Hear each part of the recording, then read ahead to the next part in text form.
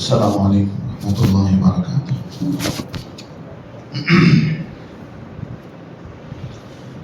الحمد للہ وحدہ والصلاة والسلام علی من لا نبی بعدہ۔ فاعوذ باللہ من الشیطان الرجیم، بسم اللہ الرحمن الرحیم۔ ان نجعلہم کالذین آمنوا وعملوا الصالحات سواء محیاہم ومماتہم ساء ما يحكمون۔ وخلق الله السماوات والأرض بالحق ولتجزى كل نفس بما كسبت وهم لا يظلمون۔ صدق اللہ العظیم۔ محترم بزرگ و عزیز ساتھیوں، سورۃ الجاثیہ کی تفسیر ہمارے درمیان چل رہی ہے اور تقریباً 20 آیتیں اس سے پہلے اس کی تفسیر گزر چکی۔ آگے کے رکوع میں اللہ تبارک و تعالیٰ نے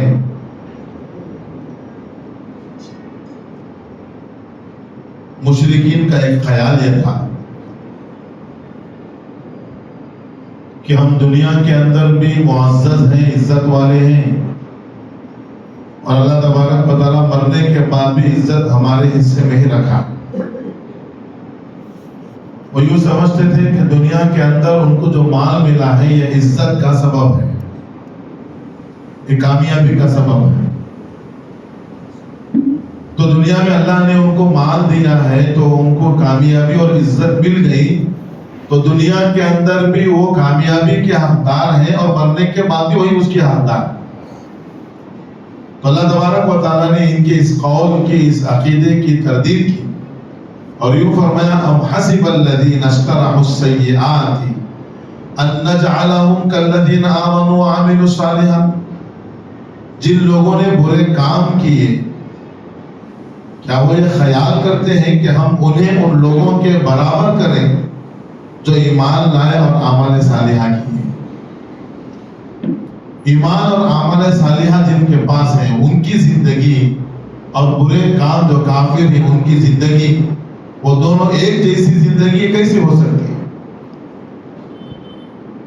ان کا یہ قول تھا۔ سورہ حامیم سجدہ میں اللہ نے اس کی طرف اشارہ فرمایا، یوں کہتے تھے وَلَئِن رَجَعْتُ إِلَىٰ رَبِّي إِنَّ لِي عِندَهُ لَلْحُسْنَىٰ۔ اور اگر میں اپنے رب کی طرف واپس کر دیا گیا تو بلا شبہ میرے لیے اچھی حالت ہوگی، یوں کہتے تھے۔ تو اللہ پوچھ رہے ہیں برے کام کرنے والے، نیک کام کرنے والے، ایمان والے دونوں برابر ہو سکتے ہیں؟ نہیں برابر ہو سکتے۔ اگر ایمان والوں کے پاس دنیا کے اندر ہو سکتا ہے مال کچھ کم ہو، لیکن ان کی زندگی الگ ہے، تمہاری زندگی الگ ہے۔ مرنے کے بعد ایمان والوں کو جنت ہے اور تمہارے لیے جہنم ہے۔ ان کے لیے اجر و ثواب ہے، تمہارے لیے عذابات ہیں۔ تو یہ کافر، برے کام کرنے والے، مومن ان کافروں سے دنیا میں بھی بہتر ہیں اور آخرت میں بھی بہتر ہیں۔ ایمان والے ان کافروں سے کس حال میں بھی کیوں نہ، دنیا کے اندر کافروں سے ایمان والے بہتر ہیں اور آخرت کے اندر بھی کافروں سے بہتر ایمان والے ہیں۔ سواء محیاہم ومماتہم، اللہ فرمائے ان دونوں کا جینا مرنا برابر کیسے ہو سکتا ہے؟ ان کا جینا اور مرنا برابر نہیں ہو سکتا۔ ساء ما یحکمون، وہ کیا ہی برا فیصلہ یہ لوگ کر رہے ہیں کہ ہمارا اور ان کا زندگی سیم ہے، برابر ہے، ایسے ہو نہیں سکتا۔ پھر آگے اللہ فرمانے وَخَلَقَ اللَّهُ السَّمَاوَاتِ وَالْأَرْضَ بِالْحَقِّ، اللہ وہ ہے جس نے زمین و آسمان کو حق کے ساتھ پیدا فرمایا۔ وَلِتُجْزَى كُلُّ نَفْسٍ بِمَا كَسَبَتْ وَهُمْ لَا يُظْلَمُونَ، اور تاکہ ہر جان کو اس کے کیے ہوئے اعمال کا بدلہ اللہ دے اور ان لوگوں پر ذرا برابر بھی ظلم نہ کیا جائے۔ اس پر اللہ تبارک و تعالیٰ فرما رہے ہیں زمین و آسمان کو اللہ تبارک و تعالیٰ نے حق کے ساتھ پیدا کیا ہے۔ یہ اس میں اس طرف اشارہ ہے کہ جو لوگ یوں کہتے تھے اللہ تبارک و تعالیٰ ہمیں دنیا کے اندر پیدا کر دیا ہے، اب دوبارہ پیدا نہیں کرے، ہم دوبارہ کیسے زندہ ہو سکتے ہیں؟ اللہ تبارک و تعالیٰ نے سورہ احقاف میں اس سے پہلے جو گزرا ہے اس میں ذکر فرمایا اولم یروا ان اللہ الذی خلق السماوات والارض ولم یعی بخلقہم، کیا تم لوگ نہیں جانتے اللہ نے زمین و آسمان کو بنایا ہے، اس کے بنانے میں اللہ کو رتی برابر تھکاوٹ محسوس نہیں ہوئی ہے؟ اتنے بڑے آسمان کو، زمین کو، سمندروں کو، مخلوق اللہ نے بنایا، ولم یعی بخلقہم، اللہ نے ان کے پیدا کرنے میں رتی برابر تھکاوٹ محسوس نہیں. تو وہ اللہ جب زمین و آسمان کو پیدا کرتا ہے بقادر علی ان یحیی الموتى، تو اللہ تبارک و تعالیٰ اس بات پر قادر ہے کہ وہ مردے کو دوبارہ زندہ کرے. تو زمین و آسمان کو اللہ تبارک و تعالیٰ پیدا کرتے ہیں. تو زمین و آسمان کو پیدا کرنے کے اندر غور و فکر کریں، جب اللہ زمین و آسمان کو پیدا کر سکتا ہے، ہم لوگوں کو مرنے کے بعد دوبارہ پیدا کرنا اللہ کو کیا مشکل ہے؟ کوئی مشکل نہیں ہے. اور اللہ کیوں زمین و آسمان کو پیدا کیے ہیں؟ تاکہ ہم اس سے اللہ کی قدرت کو پہچانیں. جو اللہ زمین و آسمان کو بنا سکتا ہے وہ ہمیں مرنے کے بعد لتجزی کل نفس بما کسبت، جو کام جو انسان کیا ہے اس کا بدلہ اللہ اس کو دے. اچھے کا بدلہ اچھائی کے ساتھ اور برائی کا بدلہ برائی کے ساتھ. وَهُمْ لَا يُظْلَمُونَ، اللہ کسی پر ظلم نہیں کرتا. أَفَرَأَيْتَ مَنِ اتَّخَذَ إِلَٰهَهُ هَوَاهُ، کیا آپ نے اس شخص کو دیکھا ہے جس نے نفسانی خواہشات کو خدا بنا لیا؟ وہ اللہ کو خدا نہیں مانتے، اپنی نفسانی خواہشات کو خدا مان لیے. من مانی زندگی، من چاہی زندگی. وہ یوں سمجھتے ہیں کہ کوئی معبود نہیں ہے، بس اپنی نفسانی خواہشات کو اپنا خدا بنا لیا. جو دل میں آیا ہوا کرتے چلے جاؤ. اب کافر، ان کے پاس جو من میں آئے وہ ان کے لیے خدا. کبھی اس پتھر کے سامنے عاجزی کرتے ہوئے سجدے میں چلے جاتے، کبھی اس پتھر میں. علامہ قرطبی رحمۃ اللہ علیہ نے ایک روایت نقل کی ہے حضرت سعید ابن جبیر رضی اللہ عنہ سے. کفار مکہ یہ کرتے تھے کہ کسی پتھر کے اندر کسی مورتی کو تراش کر اس کو خدا مانتے اور اس کی عبادت کرتے، اس کے سامنے جھکتے. جب اس پتھر کے مقابلے میں اور کوئی اچھا پتھر ان کو نظر آ جاتا تو پرانے پتھر کو پھینک دیتے اور نئے پتھر کو خدا بنا کر اس کے سامنے جھکنا شروع کر دیتے. جہاں اس کا نفس چاہ رہا ہے اس کو خدا مان لیتے. کوئی گائے کے سامنے عاجزی کر رہا ہے اس کو خدا مان رہا ہے، کوئی سانپ کو خدا مان رہا ہے، کوئی فلاں جانور کو، کوئی فلاں درخت کو. پتہ نہیں. اللہ نے فرمایا اپنے نفسانی خواہشات کو خدا بنا. اور بعض ایمان والے وہ ہیں جو کلمہ پڑھتے ہیں، اپنے آپ کو مومن کہتے ہیں، مسلمان کہتے ہیں، لیکن اس کے باوجود ان لوگوں نے اپنے نفسانی خواہشات پر اتباع کرنا شروع کر دیا. اپنے نفسانی خواہشات کو گویا کہ خدا بنا دیا. زبان سے کہتے ہیں کہ اللہ ہمارا خدا ہے، لیکن خدا کے احکامات کی پرواہ نہیں، اپنے نفسانی خواہشات کی پرواہ ضرور کرتے ہیں. نمازوں کی پابندی نہیں، زکوٰۃ صحیح حساب کے نہیں نکالتے، مال حرام اور حلال کی تمیز نہیں کرتے، اور اسی طرح صورت اپنی، لباس اپنا دشمنوں جیسا بناتے. ان کی صورتیں اور ان کے لباس، ان کا حلیہ وہ مسلمانوں کی طرح نہیں بلکہ مسلمانوں کی دشمنوں کی طرح ہوتا. اپنے نفسانی خواہشات کی اتباع کرتے.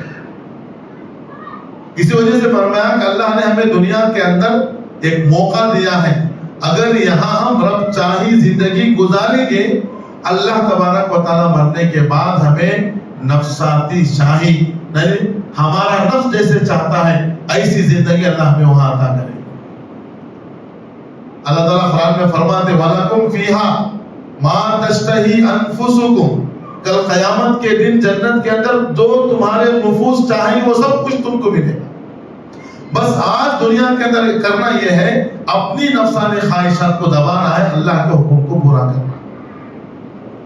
اور جو انسان اپنے نفسانی خواہشات کو پورا کرنے کے اندر لگ جاتا ہے وہ نفس اس کو تباہ کر کے چھوڑتا ہے.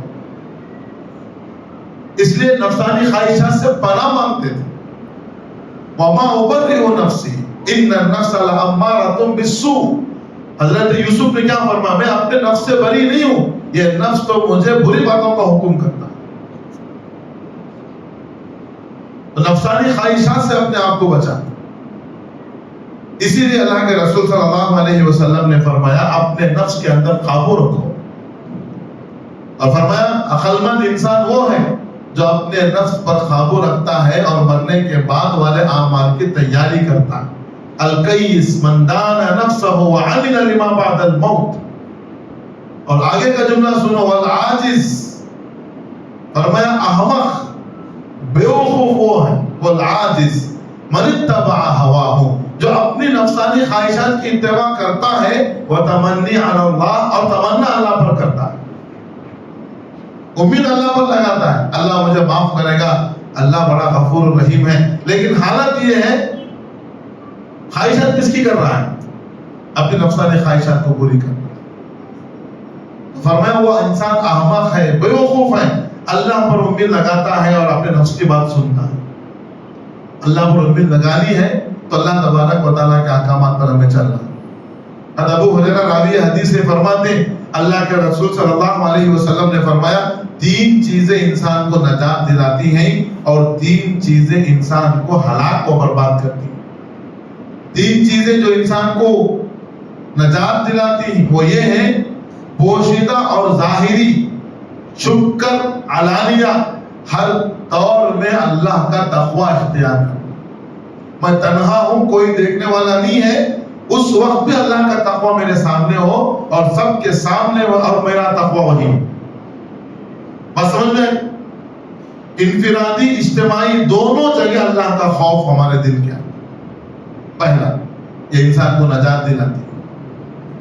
انسانوں کے سامنے اللہ کا ڈر پیدا کرنا بہت آسان ہے، لیکن اپنے طور پر، انفرادی طور پر مجھے اللہ کا خوف میرے دل کے اندر آ جائے، بہت بڑی بات ہے.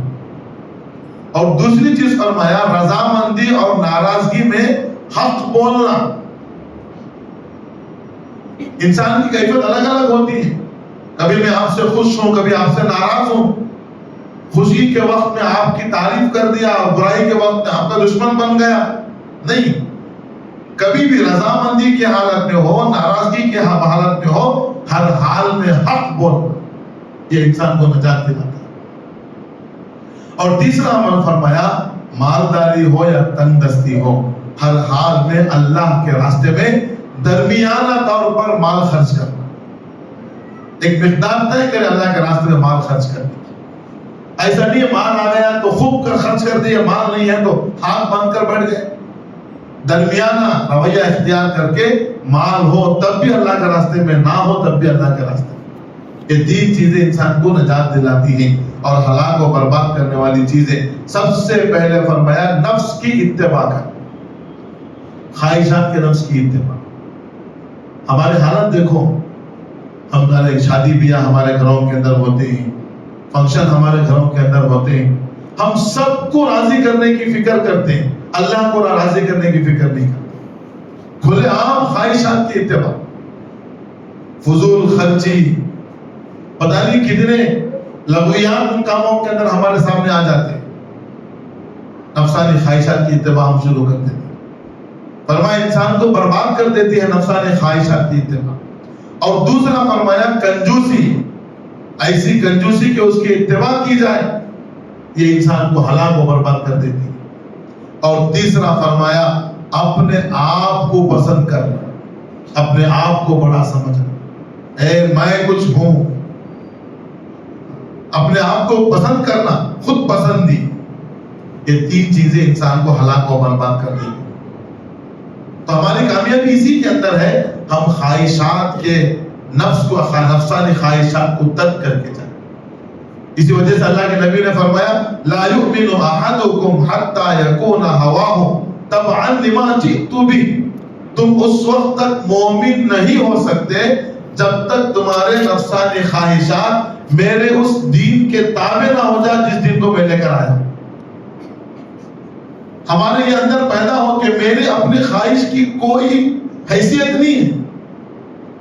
اللہ کے دین کے مقابلے میں، اللہ کے نبی کی شریعت کے مقابلے میں، اللہ کے نبی کی سنت، اللہ کے حکم کے مقابلے میں میری نفسانی خواہشات کی کوئی حیثیت نہیں. جب تک یہ کیفیت پیدا نہیں ہوگی ہم مومن نہیں کہلائیں. تو فرمایا اپنے نفسانی خواہشات کو اللہ کے نبی کے دین کے تابع بنا. اللہ تبارک و تعالیٰ نے قرآن مجید میں صاف فرمایا وَأَمَّا مَنْ خَافَ مَقَامَ رَبِّهِ، جو اپنے رب کے سامنے کھڑے ہونے سے ڈرتا ہے، وَنَهَى النَّفْسَ عَنِ الْهَوَىٰ، اور اپنے آپ کو نفسانی خواہشات سے بچاتا ہے، فَإِنَّ الْجَنَّةَ هِيَ الْمَأْوَىٰ، اس کا ٹھکانہ جنت ہے۔ اللہ کے سامنے کھڑے ہونے کا خوف اور اپنے آپ کو نفسانی خواہشات کے پیروی کرنے سے بچانا، یہ چیز اللہ تبارک و تعالیٰ فرما رہے تم کو جنت کے اندر پہنچانا۔ اللہ ہم سب کو حفاظت فرمائے۔ أَفَرَأَيْتَ مَنِ اتَّخَذَ إِلَٰهَهُ هَوَىٰ، کہ آپ نے اس کو نہیں دیکھا جس نے نفسانی خواہشات کو اپنا خدا بنا، وَأَضَلَّهُ اللَّهُ عَلَىٰ عِلْمٍ، اور جو نفسانی خواہشات کو اپنا خدا بنا لیتا ہے، اس کی حالت یہ ہے اللہ باوجود اس کے پاس علم ہونے کے اس کو گمراہ کر دیتے ہیں۔ علم ہے پھر بھی اللہ گمراہ کر دیتے ہیں۔ کیسے گمراہ کریں گے؟ ختم علی سمعہ، اللہ اس کے کانوں پر مہر لگا دیں گے، حق بات اس کے کانوں میں اثر نہیں کرتی۔ وہ قلبہ، اللہ اس کے دل پر مہر لگا دیں گے، حق بات اس کے دل کے اندر اثر نہیں کرتی۔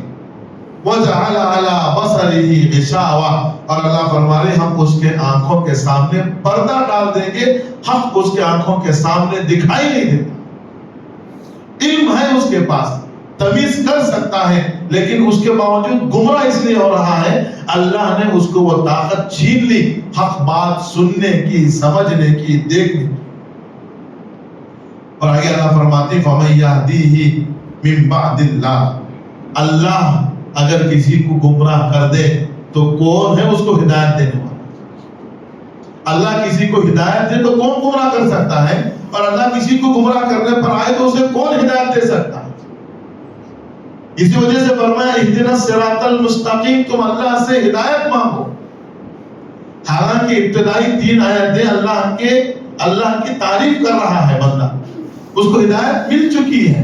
الحمدللہ رب العالمین، تمام تعریف اللہ کی، عالمین کا رب ہے۔ پھر یہ کہہ رہا ہے اللہ کے بارے میں الرحمن الرحیم، جو اللہ رحمان اور رحیم ہے۔ پھر تیسری مرتبہ کہہ رہا ہے مالک یوم الدین، جو روز جزا کا مالک ہے، آخرت کے دن کا مالک ہے۔ پھر کہہ رہا ہے ایاک نعبد و ایاک نستعین، اے اللہ میں تیری ہی عبادت کرتا ہوں، تجھ ہی سے مدد چاہتا ہوں۔ یہ الفاظ کا ہدایت کے لیے کافی نہیں، یہ الفاظ وہی کہہ سکتا ہے جس کو اللہ ہدایت دے، لیکن باوجود اس کے اللہ پھر کہہ رہے ہیں تو یہ اپنے زبان سے کہہ ان تمام آیتوں کے بعد اہدنا الصراط المستقیم، اے اللہ تو مجھے سیدھا راستہ دکھا۔ کب تک کہنا ہے؟ ہر نماز میں، موت تک یہ آپ کو کہنا ہے اہدنا الصراط المستقیم۔ تو اللہ جس سے گمراہ کرے اسے کون ہدایت دے سکتا؟ افلا تذکرون، کیا تم لوگ نصیحت نہیں سمجھ سکتے؟ اور کافی لوگ کہتے ہیں وقالو ما ہی الا حیاتنا الدنیا نموت و نحیا، یہ دنیا کی زندگی کیا حیثیت نہیں ہے، دنیا کی زندگی تو بس جینا اور مرنا۔ ہم پیدا، ہمارے باپ دادا تھے، ہم پیدا ہوئے، وہ مر گئے، ہم زندہ ہیں، اب ہمارے نسلیں پیدا ہو گئیں، ہم مریں گے، وہ زندگی گزاریں گے، پھر وہ شادی بیاہ کریں گے، وہ مر جائیں گے، ان کی نسلیں چلیں گے۔ یہ دنیا اسی کا نام ہے، دنیا کے اندر کچھ خدا کے احکامات، شریعت کچھ بھی نہیں ہے۔ تو کون کہہ رہے؟ کافر۔ وقالوا ما هي الا حیاتنا الدنیا نموت و نحیا، اور یوں کہتے وما یهلکنا الا الدہر، ہم جو ہلاک ہوں گے کیسے ہوں گے؟ وہ زمانے کی وجہ سے ہلاک ہو رہے ہیں، زمانہ گزر رہا ہے، ہم بوڑھے ہو رہے ہیں، ہلاک ہو رہے ہیں، حالانکہ ہمارے ہلاک ہونے میں اللہ کی کوئی مشیت نہیں۔ یہ جو عقیدہ ہے ان کو دہریہ کہتے ہیں، یہ بالکل خدا کے منکر ہے۔ کوئی خدا نہیں ہے، دنیا خود بخود چل رہی ہے، لوگ پیدا ہو رہے ہیں، مر رہے ہیں، زندگی گزر رہی ہے، لوگ آتے رہیں گے، جاتے رہیں گے۔ کب سے بھائی؟ کہیں گے وہ زمانے سے ایسا ہی ہے۔ کب تک چلے گا؟ زمانے تک ایسا ہی چلتا رہے گا، کوئی خدا نہیں۔ ان لوگوں کو دہریہ کہتے ہیں، ان کا یہ عقیدہ۔ آپ ان سے پوچھیں تو صحیح، اچھی بات ہے، جب ہم پیدا ہو رہے ہیں، ہمارے بعد ہماری نسلیں پیدا ہوں گی، تو اللہ تبارک و تعالیٰ نے ان کے درمیان تفریق کیسے کر دی؟ کوئی گورا ہے تو کوئی کالا ہے، کسی کے یہاں اولاد ہوتی ہے، کسی کو اولاد ہی نہیں ہوتی، کسی کے گھر میں لڑکے ہوتے ہیں، کسی کے گھر میں لڑکیاں ہوتی ہیں۔ آپ انسانوں کو چھوڑیں، باہر کی چیزوں کو دیکھیں، درختوں کے اندر دیکھیں، کوئی درخت چھوٹا ہے کوئی بڑا ہے۔ کھجور کے درخت کو دیکھیں، ایک دم لمبا چلا جاتا ہے اور اس کا پھل کتنا ہے، بالکل چھوٹا وہ پھل دیتا ہے۔ کوئی میٹھا ہے کوئی کڑوا ہے، پتہ نہیں کیسی کیسی چیزیں اللہ نے بنائی، یہ سب چیزیں کیسے ہو رہی؟ پھر ان کے بعد جواب نہیں ہوتا۔ تو یہ کہتے ہیں دنیا کی زندگی بس یہ پیدا ہونا مرنا ہے اور اس کے سوا کچھ نہیں ہے۔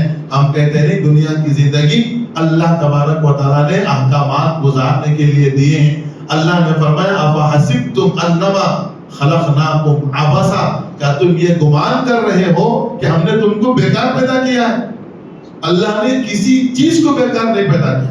اللہ نے آگے ذکر فرمایا تھا اس سے پہلے آیت میں، جب اللہ نے زمین و آسمان کو بیکار نہیں پیدا کیا، اللہ انسان کو کیسے بیکار پیدا کر سکتا؟ کوئی چیز اللہ نے بیکار نہیں پیدا کی، ایسے ہی کوئی چیز پیدا نہیں ہوئی، سب کچھ اللہ تبارک و تعالیٰ کی مشیت سے ہے، اللہ تبارک و تعالیٰ کے علم سے۔ ابھی موسم دیکھو، سردی کا موسم ہے، ایک درخت گھر کے سامنے ہے، پتے گر رہے ہیں، روز صاف کرتے کرتے جھاڑتے جھاڑتے تھک جا رہے ہیں ایک درخت کی وجہ سے۔ اب پوری دنیا میں پتہ نہیں کتنے ایسے درخت ہوں گے، ان درختوں پر پتے جو گر رہے ہیں، اللہ قرآن میں کہہ رہے ہیں ان کے گرنے کا علم بھی اللہ کے پاس ہے۔ وَمَا تَسْقُطُ مِنْ وَرَقَةٍ إِلَّا يَعْلَمُهَا، کوئی پتا درخت سے نہیں گرتا مگر اس کا علم کس کے پاس ہے؟ پوری دنیا کے اندر کون سا پتا کب گرے گا کیسے گرے گا اللہ کے علم۔ تو دنیا کیسے خود کا خود چلے گی؟ تو یہ ان کا نظریہ ہے، یہ کہتے ہیں دنیا یہ موت اور حیات کا نام ہے۔ وَمَا يُهْلِكُنَا إِلَّا الدَّهْرُ، بس زمانہ ہم کو ہلاک کر رہا ہے۔ اسی وجہ سے بعض لوگ زمانے کو گالیاں دیتے ہیں، یہ زمانہ اچھا نہیں ہے جی، زمانہ بدل گیا ہے، زمانے کو گالیاں دیتے ہیں۔ اللہ تعالیٰ نے قرآن مجید، اللہ کے نبی نے حدیث پاک کے اندر فرمایا، اللہ تعالیٰ فرما رہے ہیں زمانے کو گالی مت دو، زمانے کو گالی دینا اللہ کو گالی دینا ہے، اس لیے کہ زمانہ اللہ ہے، یہ اس کے اندر جو تغیرات ہو رہی ہے، تبدیلی ہو رہی ہے، جو نشیب و فراز آ رہا ہے، جو اونچائی اور نیچائی ہو رہی ہے، یہ کس کے حکم سے؟ اللہ کے۔ زمانہ کچھ نہیں کرتا، یہ زمانے کے اندر نشیب و فراز کا آنا، صحت و عزت کا آنا، مالداری کا آنا، غربت کا آنا، یہ سب اللہ کی مشیت سے ہے۔ اگر تم زمانے کو گالی دو گے تو گالی کسے دینا ہے؟ اللہ کو۔ وَمَا يُهْلِكُنَا إِلَّا الدَّهْرُ، ہم کو ہلاک نہیں کرتا مگر زمانہ۔ وَمَا لَهُمْ بِذَلِكَ مِنْ عِلْمٍ، اللہ کہہ رہے ہیں ان کے پاس اس کے سوا کچھ علم ہے ہی نہیں ہے۔ إِنْ هُمْ إِلَّا يَظُنُّونَ، یہ صرف ان کا گمان ہے، اس کی حقیقت کچھ بھی نہیں۔ وَإِذَا تُتْلَىٰ عَلَيْهِمْ آيَاتُنَا بَيِّنَاتٍ، جب ان کے سامنے ہماری صاف صاف آیتیں کھلی کھلی تلاوت کی جاتی ہیں، سمجھائی جاتی ہیں، مَا كَانَ حُجَّتَهُمْ، تو ان کی کوئی حجت نہیں ہوتی۔ ہماری آیت، اللہ کی آیت جب پڑھ کر سنائی جاتی ہے، ان کو سمجھایا جاتا ہے، کوئی دیکھو قبر ہے، حشر ہے، زندگی ہے، موت ہے، اللہ نے سب کچھ ذکر فرمایا ہے، تم کہہ رہے ہو کچھ بھی نہیں ہے، نہیں، دیکھو سب کچھ اللہ نے قرآن کے اندر ذکر فرمایا ہے۔ یہ سب چیزیں جب ان کے سامنے بیان کی جاتی ہیں تو کچھ بھی نہیں کہتے، بس ایک مسئلہ، الا ان قالوا، یوں کہتے ہیں، قالوا تو بآبائنا ان کنتم صادقین، نبی سے آ کر کہتے تھے بھائی اچھی بات، چلو اللہ تم کہہ رہے ہو، قرآن میں اللہ کہہ رہا ہے کہ مرنے کے بعد کی زندگی ہے، اللہ دوبارہ زندہ کریں گے، جنت جہنم ہے، چلو ہمارے سامنے ہمارے باپ جو پہلے انتقال کر گئے ان کو تم زندہ کر کے دکھاؤ۔ کیا حجت قائم کرتے ہیں؟ وَقَالُوا تُو بِآبَائِنَا إِن كُنتُمْ صَادِقِينَ، اگر تم سچے ہو تو ہمارے باپ جو مر گئے ان کو تم زندہ کر کے دکھاؤ، اگر زندہ ہو جائیں گے ہم کو پوچھ لیں گے بھئی موت ہے کیا، مرنے کے بعد تمہارے ساتھ کیا معاملہ ہوا، ہم سب باتیں کیا کریں گے، ان سے پوچھ لیں گے۔ اس لیے اللہ تعالیٰ فرما رہے ہیں ان کے پاس جب آیتیں پڑھائی جاتی ہیں، سمجھائی جاتی ہیں، تو یوں کہتے ہیں آخر کے اندر ایک ہی حجت ہماری ہے، ہمارے مرے ہوئے لوگوں کو تم زندہ کرو، ہم ان سے بات کرنا چاہتے ہیں اگر تم سچے ہو۔ اللہ فرما رہے ہیں یہ بھی کوئی مسئلہ نہیں ہے، قل، اے نبی آپ کہہ دیجئے، قل اللہ، آپ کہہ دیجئے بے شک اللہ تبارک و تعالیٰ نے یحییکم تم کو پیدا کیا ہے. تمہاری کیا حیثیت تھی؟